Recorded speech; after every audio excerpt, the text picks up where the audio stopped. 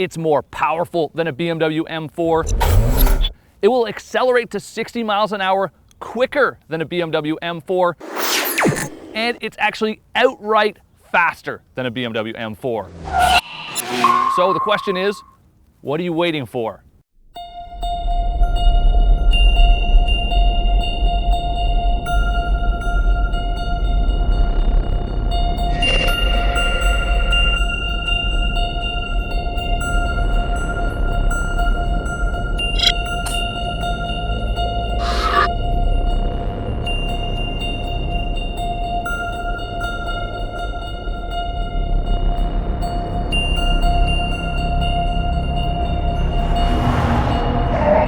What are you waiting for? Well, you're probably waiting for me to tell you if it's really as good as it sounds. And trust me, it sounds pretty damn sweet.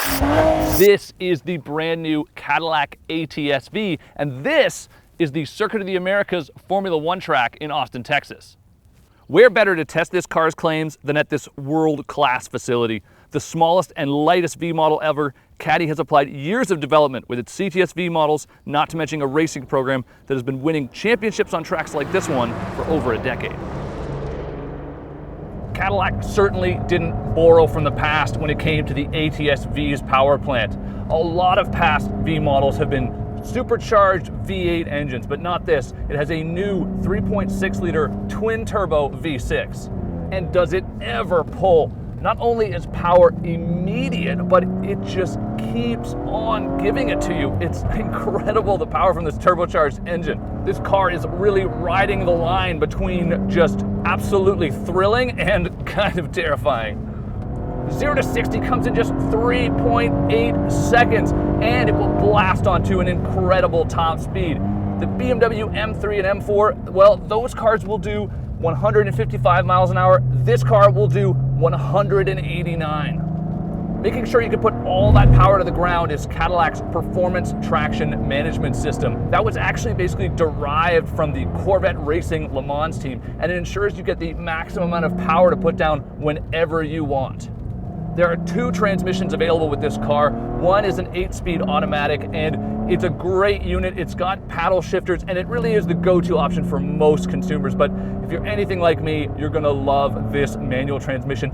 It's really quite smooth. It's a slick shifting unit, and it comes with no lift shifting as well as throttle blipping on the downshift. The 6-piston Brembo front brakes and 4-piston rear brakes are just wild. I mean, I think they're the closest thing to a neti pot to clearing out your sinuses. One available feature that you really have to get is the new performance data recorder, and that lets you record your track times with high-def video, and then you can actually use that data to analyze it, become a better driver, or, you know, just brag to your friends on Facebook. One of the big complaints that people always have about turbocharged cars is they don't sound very good, but this thing sounds absolutely glorious. But what I'm really most impressed by is this car's responsiveness. Sure, I mean that turbocharged engine, but there's also just the steering and the chassis. The car gets thicker sway bars, it gets stiffer springs, and Cadillac has actually bolted on a whole host of other upgrades to the chassis to make it 25% stiffer than the regular ATS, which I already love driving. You flick this car and it turns, and every tiny little input you give, you can feel it right through the vehicle. It's very impressive. I mean, it may look like a broadsword, but this car is definitely a scalpel. And speaking of its looks, I am seriously impressed. I was never really a fan of the styling of the regular ATS model. It was tons of fun to drive, but when it came to the exterior of the car, it was just way too conservative. Here, almost every single panel on the car has been replaced, resulting in improvements in aerodynamics, in vehicle cooling, and in weight. There's a new front splitter, new side skirts, a nice rear spoiler and diffuser, and of course, a carbon fiber hood. And if all that isn't enough for you, there's the carbon fiber package, which this car actually has. The front lip on it is huge and sticks way out. It looks beautiful polished in carbon fiber. Then there's carbon fiber accents on the rocker panels, an even bigger rear diffuser, and that rear spoiler is even taller.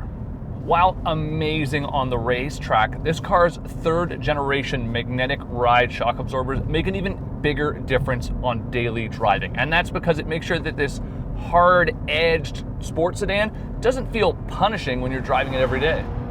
These new shocks are actually 40% faster reacting. So what does that really mean for you? Well, it means that at 60 miles an hour, they're actually measuring every inch of the road. Yes, literally every single inch to adjust the shocks to make sure that you get the best ride quality. And with the ATS-V's sexier body, let's not forget that it's really what's inside that counts, because after all, it's in here that you spend all of your time. Unfortunately, some of my critiques of the standard ATS are still present in this model. You've got these weird half analog, half digital gauges that just don't look very good at all. The Q system, while improved, still falls short of the sort of feel you want from a smartphone. Plus, the back seats are still really cramped, if you care about that at all. On the plus side, there is this massively thick, beautiful steering wheel. You've got this really sexy matte carbon fiber on the doors and accented throughout the cabin. And the one thing I love the most are these 16-way adjustable optional Recaro seats. You can actually adjust the side bolsters as well as the bolsters for your legs to make sure that you're really stuck in here.